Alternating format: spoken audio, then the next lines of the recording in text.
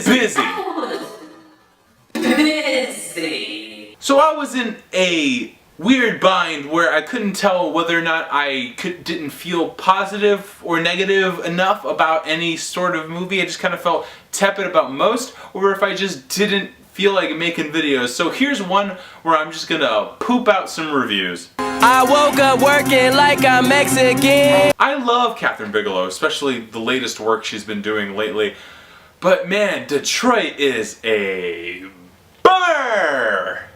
This ain't a movie for people. I guess the movie's kind of made for people who don't think that stuff like this happens now. People have been comparing the long middle section of this movie in which cops holds a bunch of black people hostage in a hotel room unjustifiably and torture them as a horror movie. But the thing with horror movies is that you root for the characters and you believe that they can get out of it. And what makes this horrible to watch is that you know they can't get out of it unless something bad happens. And that's not something I need to see. Nobody needs to see this. I guess it's well done. I don't like Detroit. I think it's a bad movie. Puppet, a pauper, a pirate, a poet. And did she ever go west?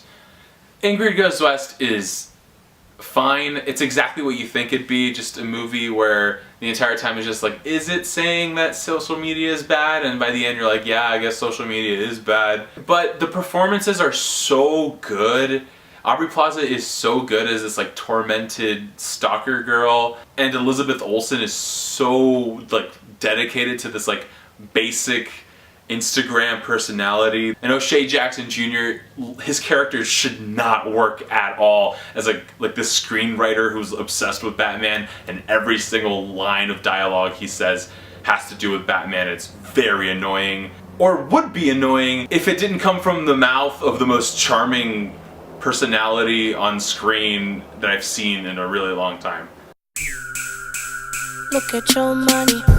This is the one I really feel bad about not making a full video for, because Good Time Right Now is probably in my top 10 of this year because it's very good.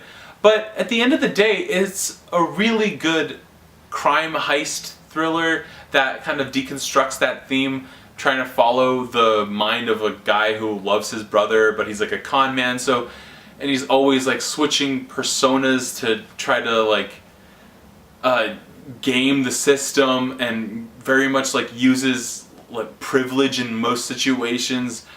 And it's like a really good commentary. The Safdie brothers do like really good commentary on race and class and just everything like that goes on in New York City. It's a very New York movie, and I enjoyed it a lot. I think it's very good. The ending hits you like a fucking ton of bricks. I wish I had a bullet big enough to fucking kill the sun. Steven Soderbergh is a really interesting filmmaker because every single movie he makes is so him, but at the same time everyone is so different.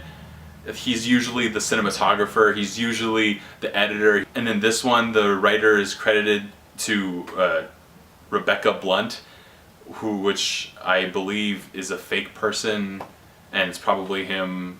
There's a line of dialogue that calls the people that are doing the heist Ocean 7-Eleven, and I guess that's probably the best way to describe the movie. It's more of like a great value version of a heist movie in which the music is stripped down, so you pretty much just get these static shots of people doing heist stuff without the camera doing any fancy stuff. It's a really bare bones, run-of-the-mill, but on purpose heist movie, and it's a lot of fun and very funny, and it's just it works and on every level that it's supposed to work, and I don't mind it, but it's also not the best movie. It's good. It's good. Soderbergh, it's good. Yeah, I don't have really much else to say. August was a bad month for movies, or I just didn't see much. I don't know, I'm busy. I made some shirts. You can get these at Redbubble. Thanks.